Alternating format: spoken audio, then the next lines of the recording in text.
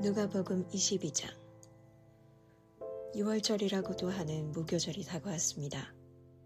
대제사장들과 율법학자들은 어떻게 하면 예수님을 죽일까 궁리를 하였습니다. 이는 그들이 사람들을 두려워하였기 때문입니다. 사탄이 12제자 중 하나인 가룟이라고 하는 유다에게로 들어갔습니다. 유다가 대제사장과 성전 수비대장에게 가서 예수님을 그들에게 어떻게 넘겨줄지를 의논하였습니다. 그들은 기뻐하면서 유다에게 돈을 주겠다고 약속했습니다. 유다도 찬성하고 사람들이 없을 때에 예수님을 그들에게 넘겨줄 적당한 기회를 찾았습니다. 유월절 양을 희생 제물로 바치는 무교절이 되었습니다. 예수님께서 베드로와 요한을 보내면서 말씀하셨습니다. 가서 우리가 먹을 수 있도록 유월절을 준비하여라. 이들이 예수님께 물었습니다. 어디에 준비하길 원하십니까? 예수님께서 제자들에게 말씀하셨습니다. 보아라. 도시에 들어가면 물 항아리를 가지고 가는 사람을 만날 것이다. 그를 따라 그가 들어가는 집으로 들어가거라. 그리고 집주인에게 말하여라. 선생님께서 내 제자들과 함께 유월절 음식을 먹을 방이 어디냐고 물으셨습니다.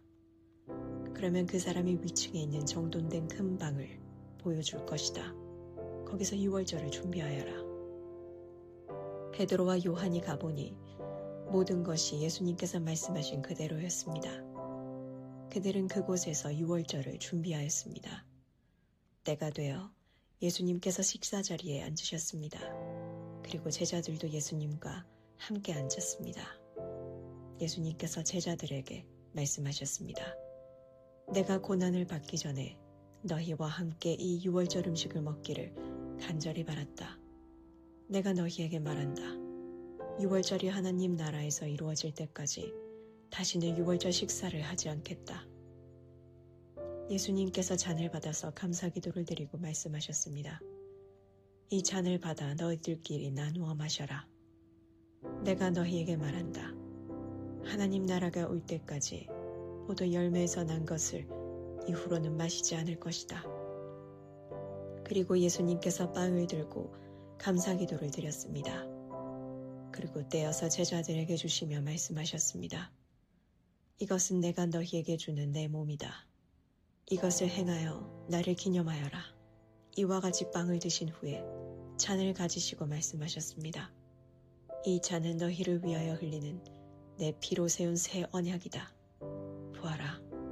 나를 넘겨줄 사람의 손이 나와 함께 식탁 위에 있다. 인자는 정해져 있는 대로 갈 것이나 인자를 넘기는 그 사람에게는 화가 있다. 제자들이 자기들 중에 누가 이런 일을 하겠는가 하고 서로 묻기 시작하였습니다. 제자들 사이에 누가 가장 큰 사람으로 여김을 받을 것인가를 놓고 서로 말다툼이 일어났습니다. 예수님께서 그들에게 말씀하셨습니다. 이방인들의 왕은 백성들 위해서 왕 노릇한다. 그리고 권력을 가진 사람들은 백성들에게 은인으로 불린다. 그러나 너희가 그래서는 안 된다. 너희 중에 가장 큰 사람은 가장 어린 사람처럼 되어야 하고 지도자는 종처럼 되어야 한다. 식사 자리에 앉아있는 사람과 그를 시중드는 사람 가운데 누가 더 큰 사람이냐? 식사 자리에 앉아있는 사람이 아니냐? 그러나 나는 섬기는 사람으로 너희 가운데 있다. 너희는 내가 시험을 당할 때 나와 함께 있었다. 내 아버지께서 내게 나라를 주신 것처럼 나도 너희에게 주려고 한다. 너희는 내 나라에서 먹고 마실 것이며 왕좌에 앉아 이스라엘의 12지파를 심판할 것이다.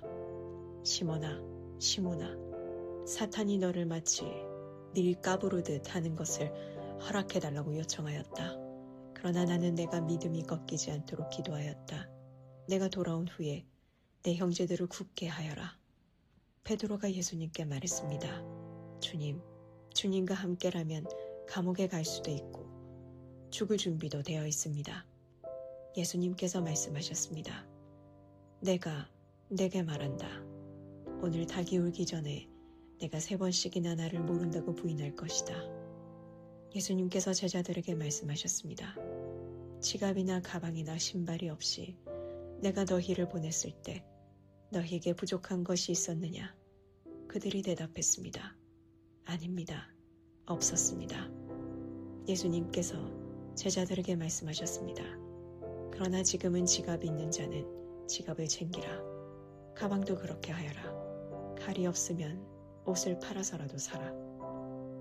내가 너희에게 말한다. 그는 마치 범죄자처럼 취급당했다고 쓰여진 말씀이 내게서 반드시 이루어져야 한다. 내게 대하여 쓰여진 것이 이제 이루어지고 있다. 제자들이 말했습니다. 보십시오, 주님. 여기에 칼 2개가 있습니다. 예수님께서 그것이면 충분하다 라고 말씀하셨습니다. 예수님께서 예루살렘 밖으로 나가셔서 늘 하시던 대로 올리브 산으로 가셨습니다. 제자들도 예수님을 뒤따라갔습니다. 그곳에 이르셔서 예수님께서 제자들에게 말씀하셨습니다. 시험에 들지 않게 기도하여라. 그리고 제자들을 떠나 돌을 던져 닿을 만한 곳에 가셔서 무릎을 꿇고 기도하셨습니다. 아버지, 만일 아버지의 뜻이라면 제게서 이 잔을 없애주십시오. 그러나 제 뜻대로 되게 하지 마시고 아버지의 뜻대로 이루어지게 하십시오. 그러자 하늘로부터 천사가 나타나 예수님께 힘을 북돋워 주었습니다. 예수님께서 고통스러워하시며 더 간절히 기도하셨습니다. 땀이 마치 빗방울처럼 땅에 떨어졌습니다. 예수님께서 기도하기를 마치시고 일어나 제자들에게 가셨습니다. 그리고 제자들이 슬픔에 지쳐 잠들어 있는 모습을 보셨습니다. 예수님은 그들에게 말씀하셨습니다. 왜 잠을 자고 있느냐? 일어나라. 그리고 시험에 들지 않게 기도하여라. 예수님께서 말씀하고 계실 때 사람들이 몰려왔습니다. 12제자 가운데 하나이며 유다라고 불리는 사람이 사람들을 이끌고 왔습니다. 그리고 예수님께 입맞추려고 가까이 다가왔습니다. 그러나 예수님께서 유다에게 말씀하셨습니다. 유다야, 입맞춤으로 인자를 넘기느냐? 예수님 곁에 있던 사람들이 돌아가는 상황을 보고 예수님께 말했습니다. 주님, 칼로 이들을 칠까요? 이들 가운데 한 사람이 대제사장의 종의 오른쪽 귀를 칼로 베었습니다. 예수님께서 말씀하셨습니다. 그만두어라. 그리고 그 종의 귀를 만져 고쳐주셨습니다. 예수님께서 체포하려고 온 대제사장과 성전 수비대와 장로들에게 말씀하셨습니다. 강도를 잡듯이 칼과 몽둥이를 가지고 왔느냐? 내가 매일 성전에서 너희와 함께 있었다. 그러나 너희는 내게 손을 대지 않았다. 그러나 지금은 너희의 때, 곧 어둠이 다스리는 때이다. 그들은 예수님을 체포하여 대제사장의 관사로 데리고 갔습니다. 베드로도 그들과 멀찍이 떨어져서 뒤따라갔습니다. 사람들이 정원 한가운데 불을 피우고 둘러앉았습니다. 베드로도 그들과 함께 앉았습니다. 하녀 하나가 모닥불 곁에 앉아있는 베드로를 보고 노려보며 말했습니다. 이 사람도 예수와 함께 있었어요. 베드로가 부인하며 말했습니다. 여보시오, 나는 예수를 모르오. 조금 후에 또 다른 사람이 베드로를 보고 말했습니다. 당신도 그들과 한패요. 그러자 베드로가 말했습니다. 이 사람아, 나는 아니야. 약 1시간 후에 다른 사람이 주장했습니다. 분명히 이 사람도 예수와 한패요. 이 사람도 갈릴리 출신이니까. 그러자 베드로가 말했습니다. 여보시오, 나는 당신이 무슨 말을 하는지 알지 못하오. 베드로가 말하고 있을 때 닭이 울었습니다. 주께서 돌아서서 베드로를 보셨습니다. 베드로는 주께서 오늘 닭이 울기 전에 내가 나를 3번이나 모른다고 부인할 것이다 라고 하셨던 말씀이 기억났습니다. 그래서 베드로는 밖으로 나가서 몹시 울었습니다. 예수님을 지키던 사람들이 예수님을 모욕하고 놀렸습니다. 그들은 예수님의 눈을 가리고 물었습니다. 알아맞혀 보아라. 너를 때린 자가 누구냐? 그 사람들은 여러 가지 말로 예수님을 모독하였습니다. 날이 밝자 백성의 장로들, 곧 대제사장들과 율법학자들이 함께 모였습니다. 그리고 예수님을 그들의 법정으로 데리고 가서 물었습니다. 진정 내가 그리스도인지 우리에게 말해보아라.